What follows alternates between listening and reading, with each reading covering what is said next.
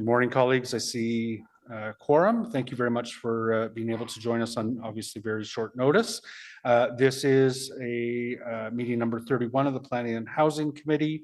I'd like to acknowledge that Ottawa is located on the unceded territory of the Algonquin Anishinaabe Nation, whose culture and presence have nurtured and continue to nurture this land. Ms. Crozier, may I get a roll call, please? Mr. Chair. Councillor Curry? It seems that Councillor Johnson is on Teams, I think. There's some kind of confusion. So I just see she's trying to get on, just so you know, for a roll call. Thank you. We'll take that into consideration. Councillor Brockington. Here. Councillor Curry. Here. Councillor Dudas. Here. Councillor Johnson. Councillor Kavanaugh. Here. Councillor Kelly. Here. Councillor Kitts. Here. Councillor Lowe. Here. Councillor Tierney. Present. Councillor Troster. Here. Vice Chair Gower. Chair, you have quorum. Thank you very much. Are there any declarations of interest this morning? I don't see any.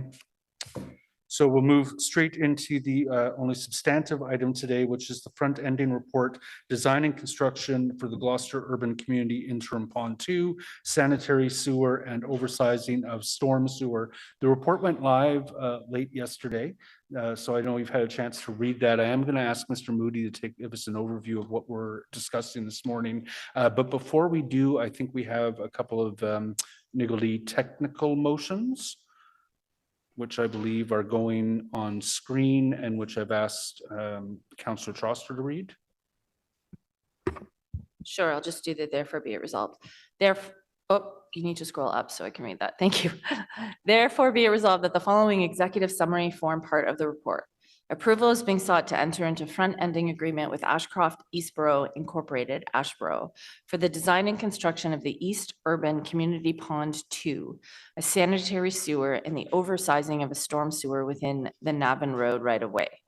These are in accordance with East Urban Community Phase 2 Community Design Plan, Infrastructure Servicing Update, Study Update, and the Environmental Management Plan that was issued in 2013. If approved, staff would be authorized to enter into a front-ending agreement and disperse funds in accordance with standard front-ending principles to an upset limit of $30,213,280, inclusive in construction, applicable land contingency, engineering, project management amounts, plus applicable taxes. This upset limit amount would be broken out as follows: $15,283,166 plus applicable taxes for the interim pond 2. Just over 6.8 million plus applicable taxes for the sanitary sewer, and approximately 8 million plus applicable taxes for oversizing of the stormwater. The actual numbers are there. The report would also allow for an interest payment of 4% from the date that an updated development charge bylaw is adopted, which would reflect the updated costs for the sanitary sewer until the planned payback of March 31st, 2027, provided the works result in the closure of Navan Road for 6 months or less. If the closure takes more than 6 months, the interest would be forfeited. Finally, the report would establish a value in principle for the land value of additional land required for the ultimate pond at $1,853,290 per hectare, and authorize staff to approve the required road closures associated with the works described in the report. Therefore, be it further resolved that document 2, front-ending agreement principles, first bullet in 3C, the words issuance of a commence work order by the city be deleted and replaced with commencement of work. Thank you, Councillor Troster. My understanding is that obviously the second one of those is just a change in wording, and the first of those is because a report this length requires an executive summary, and it didn't have one. Mr. Moody, why are we here? Chair, respectfully, I don't think I can say it any better than Councillor Troster just did. The staff report that's before you is seeking approval to authorize staff to enter into a front-ending agreement with Ashcroft Eastborough Inc. for a total of just over $30 million, broken out as the councillor described into 3 components: an interim storm pond, an oversizing for a storm sewer, and a sanitary sewer. This is coming before you with respect to the timing and the urgency. It is tied to a resolution of issues with respect to the Ashcroft Eastboro development that has seen a number of delays, and we're seeking an opportunity to move forward to a resolution in that regard. Thank you very much. I understand Mathieu Soucronan has signed up to speak as a public delegation. Okay, so he's joining us online.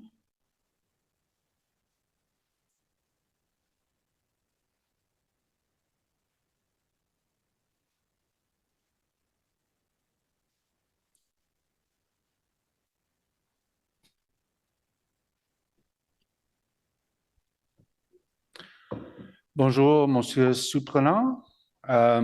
Bienvenue au comité. Quand vous êtes prête, vous avez 5 minutes pour faire une présentation au comité. Bonjour, est-ce que vous m'entendez bien? Pardon? Can you hear me? We can hear you. One second, just turn it.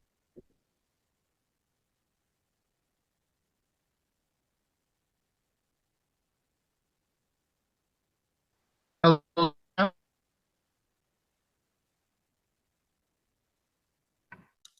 Mr. Soucronan, your video is choppy. I don't know if maybe you want to turn your camera off and just save some bandwidth.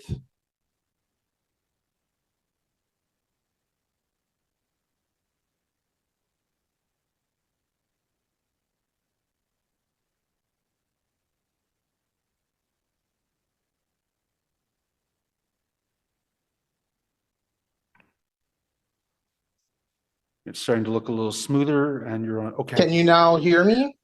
We can hear you now. Merci. Whenever you're ready. Perfect. Sorry, I was in the field. So hello, my name is Mathieu Soucronan. I just have a couple questions concerning this matter. So I have spoken with multiple business owners on Navin Road, most of them seasonal business owners.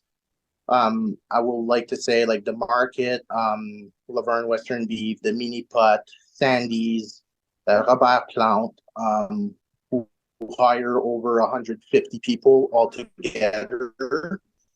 The full closure of Navin Road will be an extremely hard burden for us. All seasonal business, we had 3 or 4 closures in the last 5 years, either partly or repaving or stuff like that. We do understand that this needs to be done, but we want to make sure that the city is going to make everything possible to, right, help this business with signage saying we're open, and also be more open. Like, we've had wonderful discussions with Catherine Kitts. I want to do a shout out to her. She's been wonderful for this matter. But if it would be possible, like, example, less than 24 hours notice for this meeting is not acceptable. We would also like to know if this goes through, when would this construction start? Like, we need to know. We're going to have to lay off staff. We need to know when this will happen if this passes. Like, we can't wait 30 days before to know. Like, we need to a couple months in advance. So I want to know if the city is going to be able to do that. Thank you, Mr. Soucronan. The committee doesn't answer questions directly, but I know your counselor is extremely concerned and she'll be asking those questions to staff as well. You have a couple of minutes remaining if you wanted to say anything else. No, like I said, I just want to, like, my only concern is, of course, all the employees, all the seasonal businesses, full closure of a main street. Brian Colburn, which I'm guessing is going to be the detour route, is already backed up as of now. This is a main road. When it was one lane open, I think 2 or 3 years ago, we saw about a 40% decrease in revenue. So I cannot imagine what a full closure would do to all these businesses, employees, and all of that. So, like, the city has to put a plan in before approving this to help these businesses either put back the detour from Marbleu to 10th line for them to pass on Navin Road, or to put signage saying that the businesses are open with the logos, and maybe help from the city staff to help promote that we're still open. Because this is going to be devastating. So I would like also to say that we have to remember that Orléans was founded on farmers. So it was all where the houses are being built right now is all prime agricultural land. This was all used for fruit and vegetable production from my grandfather, great-grandfather, and now it's all houses. So we have to think about where this comes from, right? So that's all I have to say. Sorry, I didn't have much time to prepare because I learned about this meeting at 9 p.m. last night, but that's what I have to say right now. No, we appreciate your ability to make that presentation on very short notice, sir. Thank you very much. Are there any questions from members for Mr. Soprano? I don't see any. Thanks for your presentation again today, Mathieu. Thank you. Yeah. So we'll move into questions of staff. We have both Mr. Mark and Mr. Moody available to answer questions. I know Councillor Kitts will have lots. So Catherine, I don't see anyone else. Thank you. I am extraordinarily frustrated to be here. I'm not sure if I could put into words how angry I am at how this entire process has played out. You likely know people who bought their homes in 2019 have not been able to move in because of this dispute. And you all know how much development is happening in my ward. I work with all the major players. I have been advised by our legal counsel not to share my true thoughts on what it's the experience of working with this developer and their regard for the community, but I find it deplorable that these folks have been in this situation and have had no clarity. And I meant what I said when I said that I hope that this legal dispute would be resolved quickly. They deserve to have that clarity moving forward. But as you just heard the delegate share, this road closure needed to facilitate the work that needs to happen is going to have a significant impact on my community. And I also want to clarify something. At one point, Ashcroft shared with their purchasers that the reason that this had not proceeded was my opposition to the road closure, which is absolutely false. We are here today to negotiate a front-ending agreement. That was the holdup. And I also want to make it absolutely clear that the details that are in this front-ending agreement, the city's position has not changed on payment. So we could have been here months ago to discuss this because the city's position has not changed. We're not capitulating to a lawsuit. Anyways, I'm concerned about the impact this is going to have on my community and the lack of notice, particularly to local businesses, area schools, the community programming, and they have not been properly notified of this closure. So can you explain why we're here on such short notice? Chairs, the resolution of issues is complex, and there are a number of issues that have been under discussion and a negotiation until early this week. And so the discussion has been ongoing, and to get to a point where there was an agreement on that resolution of issues has only come to place, I think, yesterday morning, if my timing is correct. And so we do want to make sure that we get before you to take advantage of the time while council is on break throughout the summer, and in order to deal with to finalize the negotiations of the front ending agreement and all of the other steps that are part of that resolution of issues. The report that's before you today authorizes us to continue that work. I certainly empathize with the business owner that spoke and delegated to us today. The councillor has expressed those concerns previously to us, and so as a result of those concerns being identified early, we have been able to incorporate in that resolution of issues rather, a minimum of 30 days communication period, the requirement for a communications plan, which would include, signage and directional signage, but also just signage to ensure that people are aware that the businesses are open. It will include a public meeting, all with that minimum 30-day communication period. With respect to when the construction is expected to start, our latest communications with the proponent, there are a number of things that they need to get in order before they can pull the trigger on construction, including, finalizing an agreement with a contractor to deliver that work. So, as much as we would like to see this work on one hand start tomorrow, there's a number of steps that still have to be concluded before we can actually see construction happening and the closure take place. And we're happy to continue to communicate or start to communicate with the business owners as we get clarity on what that construction timeline is going to look like. Okay, thank you for that. I don't feel like 30 days notice is sufficient. I will point to the Bank Street closure that's happening in Finley Creek. There were 5 info sessions and a year and a half of engagement before the closure. And I appreciate that that's different because that's city-led, but the impact to the businesses is going to be similar. So is there any latitude on that 30 days?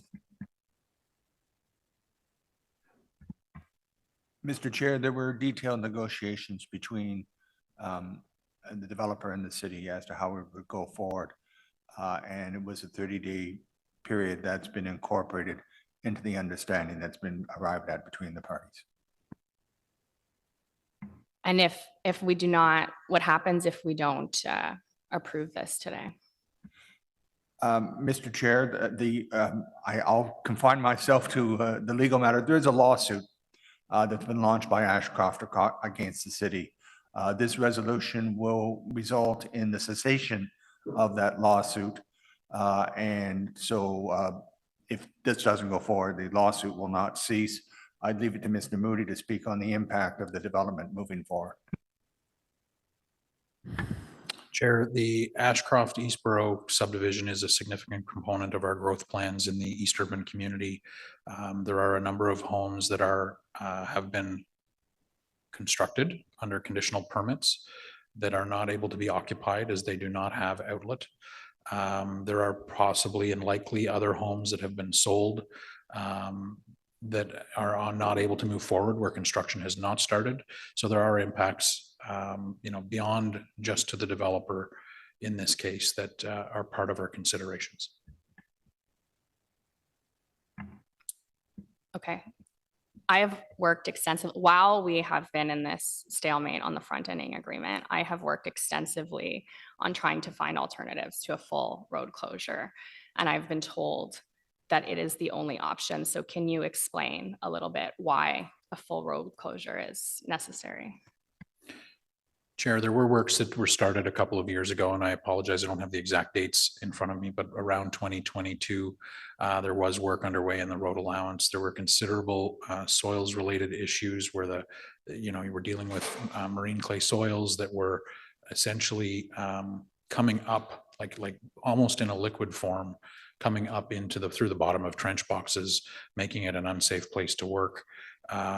So they had to withdraw crews from the site at that time. That has led to additional, costs for the works, which has precipitated and fed into the issues that we're trying to resolve today.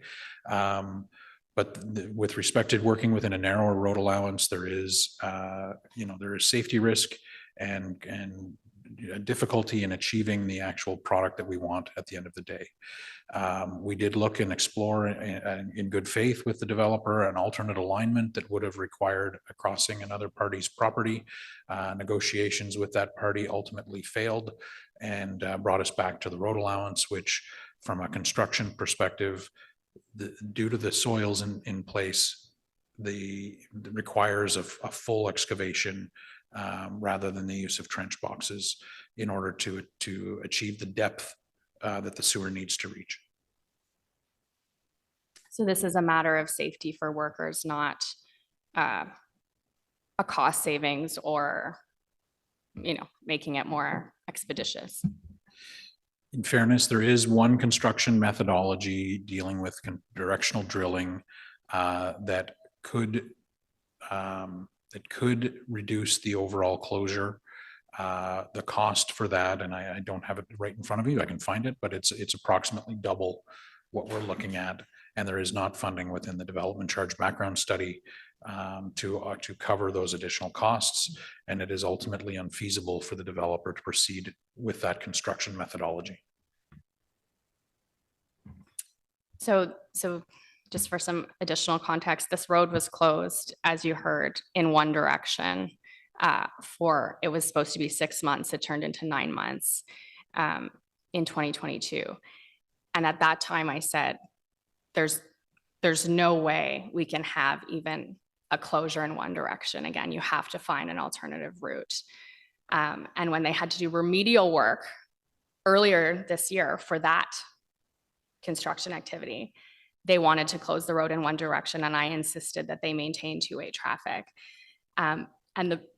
It's because, I'll come back to my thesis that you hear me talk about all the time, there are no alternative routes. There are no alternative options for my community. The detour is going to send people to Brian Coburn, which is operating over capacity. Go look at the TMP engagement survey, and the intersection of Mayor Blair and Brian Coburn is failing today with today's volumes without diverting all that traffic. I genuinely don't understand how the traffic management plan is going to work. So when it fails, who do I go to? Who is responsible for mitigating that traffic?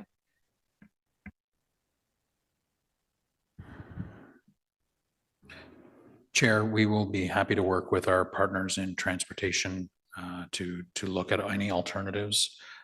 Ultimately,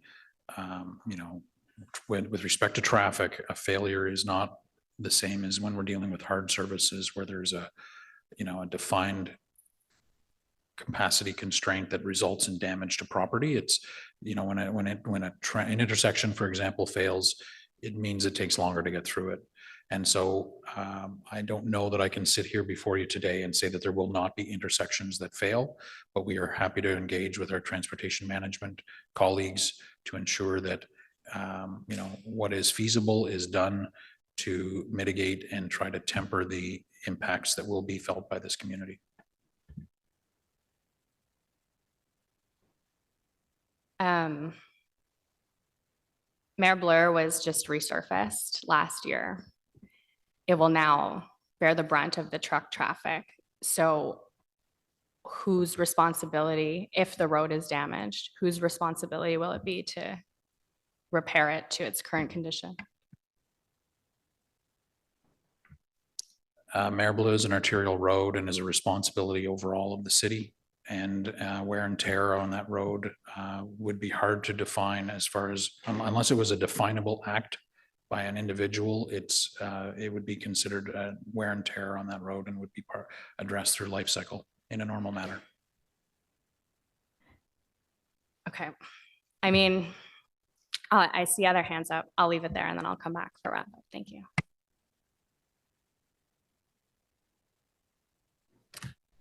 Thanks, Chair. I certainly don't pretend to be fully versed on this matter. Certainly, my colleague has, sounds like, been through a lot over many years, as have her residents. So what I'm focused on is having the best recommendation, the best option before us. It seems like that's what's before us now, but there are obviously some significant ramifications by going forward. Is it staff's opinion that if we accept their recommendation, local homeowners will ultimately be able to move in to their homes sooner than if we reject the staff recommendation? A lawsuit continues that could take quite a long time. Does staff believe that this would at least allow people to ultimately move in sooner rather than additional delays?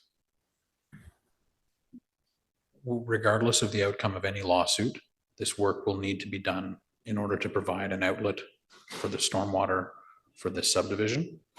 And as a result, waiting to go through the entire time of waiting to go through a lawsuit or a legal process would be additional time added to this. But the lawsuit, from what I just heard, I believe you said would be dropped if this is council endorsed. Yes, Mr. Chair. Okay, what do we think the delta in time is between us, council approving this and this proceeding? Lawsuit gets dropped, work gets done, people move in versus rejecting this. Lawsuit continues. We don't know how long that could be. Is it an additional couple of years? Mr. Chair, if this report is not accepted, we do not have a path forward. Fair enough. Okay.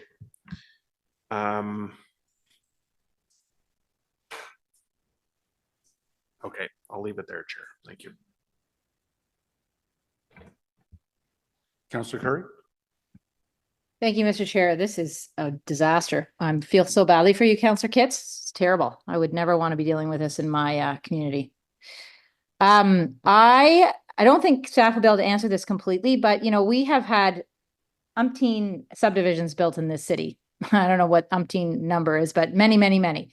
We've done many roads. We've done many sewers, many stormwater systems. This is not obviously similar to others. When would we find out what the learning is here about what went wrong? That this, like the fact that people haven't lived in their houses for many years, that it's driving by. I read the Citizen article. Man's been driving by his house for years, unable to get into it. It's unbelievable, actually. So, what went wrong? And if we can't talk about that right now, when are we going to find out what actually went wrong here and what's our learning?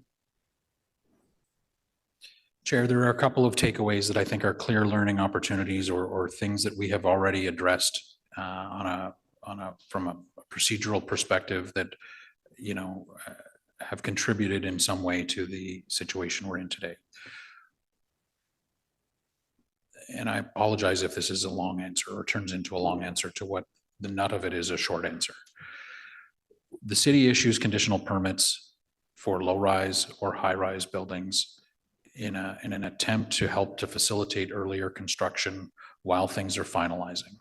In this situation, the conditional permits were authorized in advance of an outlet for the stormwater. There were provisions put into those conditions to protect the city at the time, including the use of sump pumps on an interim basis, the requirement that there be no occupancy until that outlet is ultimately constructed and in service, and that water service is not turned on until such time. In this situation, when they ran into the construction issues in the road and the challenging soils, that sort of threw everything off of the schedule that had been anticipated and hoped for when those permits were issued. The other thing that I think is a learning that we have taken measures to address is that the commence work order for the sanitary sewer was initially issued under the authority of the subdivision, despite the fact that there was a requirement for development charge funded projects or components to it. We no longer issue commence work orders where there are development charge related components through the subdivision. We will only do that when we have a signed front-ending agreement in place. And so that is something that has, that we are doing differently today than we did in this situation. The conditional permits would not be issued today without there being an outlet, and we would not have issued a commence work for that road. That doesn't negate all of the potential issues. And we have had issues in the past where, there have been delays through the process or through construction, but developers have a right to tentatively sell lots after draft approval.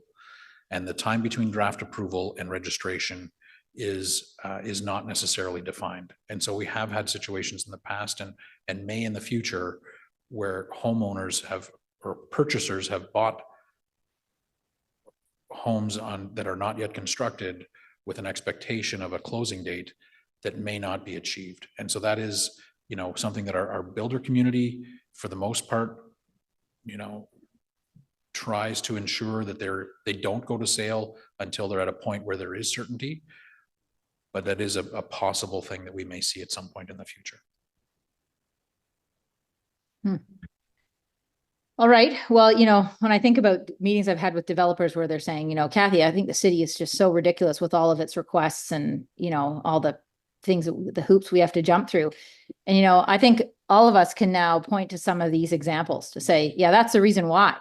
If you want to get in the same situation as this one, then just keep pushing me as a counselor to force staff to do something that's not within my control anyway. So anyway, I appreciate that answer. I mean, that's all you can do. Change doesn't happen in the past, so we move forward. But anything that can be done to help those business owners, I would strongly support. So I don't know, Councillor Kitts, if you have any thoughts later on about what might go on. I understand the 30 days is a 30 days, but if there's anything else that can be done to help them, I certainly look for that. Anyway, thank you. Thank you, Councillor Curry. Councillor Dudas? Yeah, I want to start by just making a quick comment. I want to applaud Councillor Kitts. This has been such a stressful file. It has lingered for far too long. This is years and years. This predates even me in this area. And I know that Mr. Moody has just explained the history. I'm aware of the history of it. I still can't wrap my head around how this has dragged on for so long and has turned into such an absolute mess. And to Councillor Curry's point, if we can't learn from this, we can't learn from anything. This has been one of the most historically dysfunctional projects that I have ever been aware of. And, we just heard from one of the business owners, they've been through this already.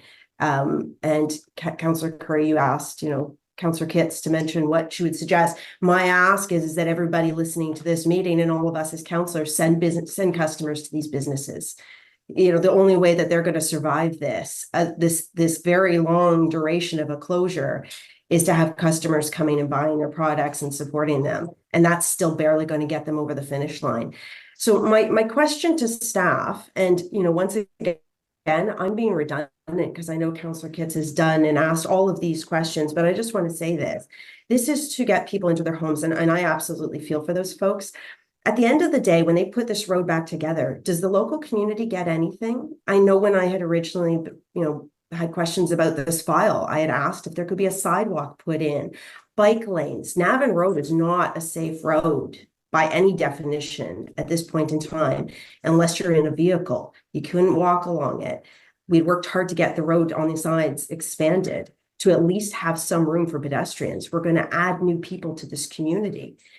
This is a poor Band-Aid for folks who have to go through this closure, but is there any consideration by the developer to maybe add some pedestrian friendly elements to this road as a bit of a compromise, or are they not willing to negotiate on that at all?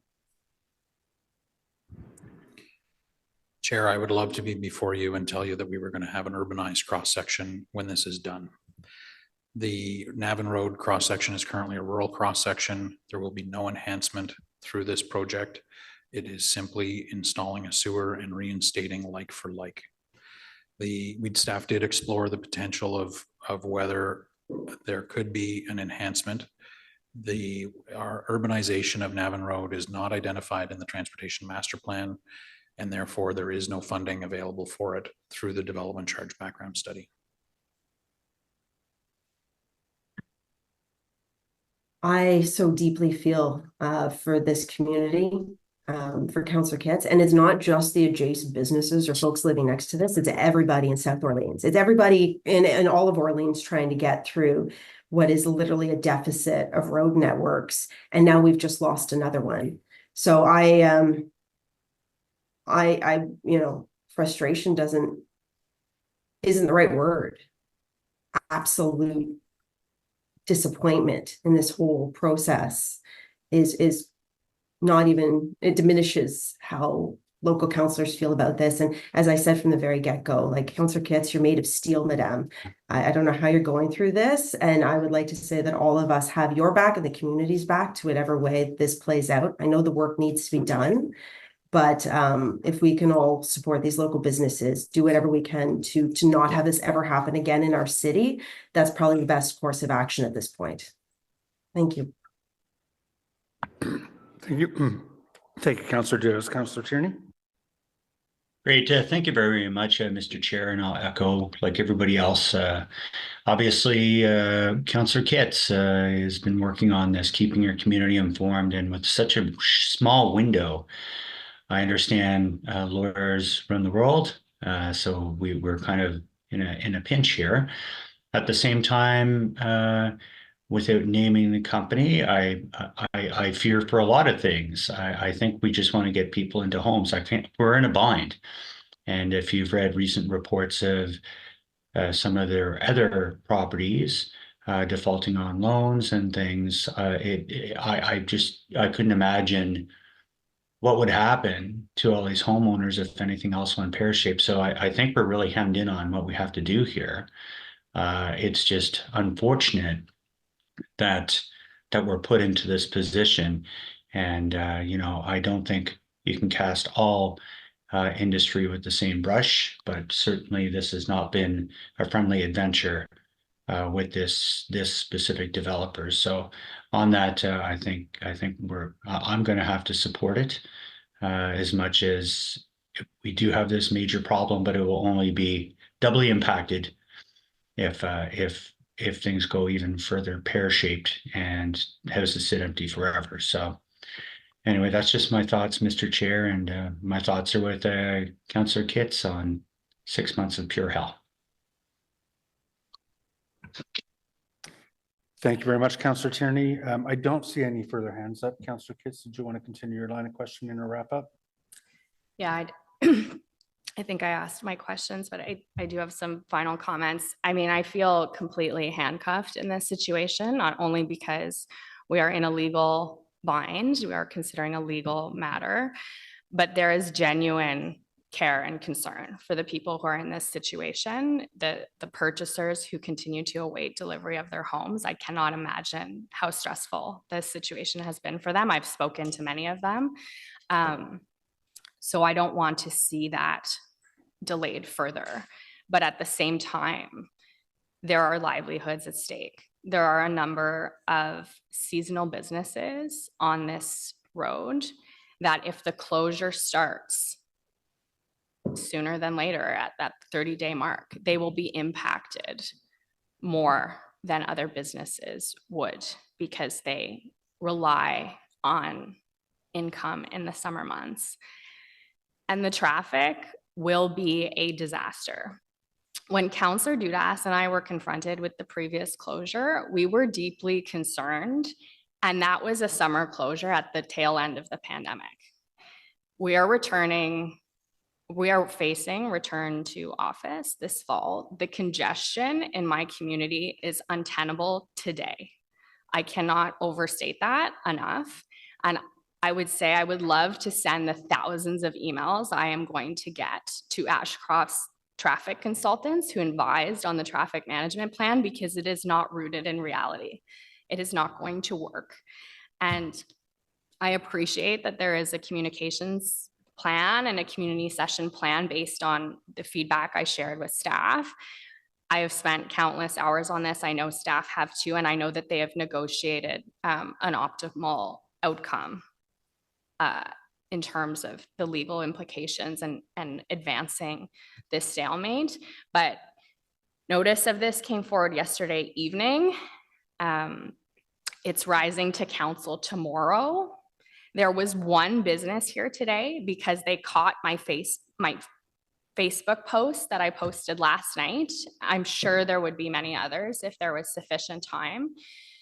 So all I can ask at this point is that between today and tomorrow, if we could get clarity on a construction start date, that the impact to the community and these businesses be carefully considered, and that other construction activity that is taking place in the community over the summer months be taken into account, and that a proper traffic management plan comes forward, and anything else we can do to support these business owners. But I mean, I'm at a loss on this one. I feel like it's a no-win situation, and I feel terribly for my community.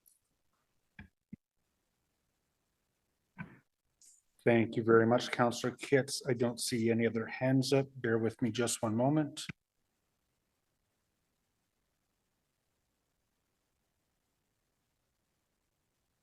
Okay, we're going to run through the recommendations separately.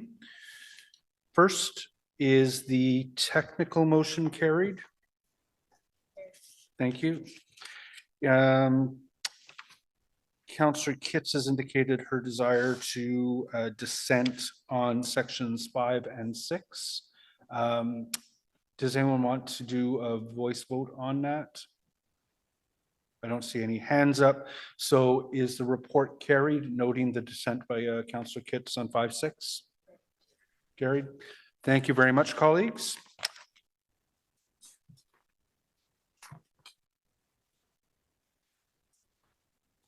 We do not have any in-camera items. There are no notices of motion. I don't have any inquiries, no other business. We are adjourned until Wednesday, August 28th. For those of us who are going to be joining Built Heritage, there are separate Zoom details for that meeting that you'll be able to find in your various channels. We're adjourned. Thank you very much, colleagues.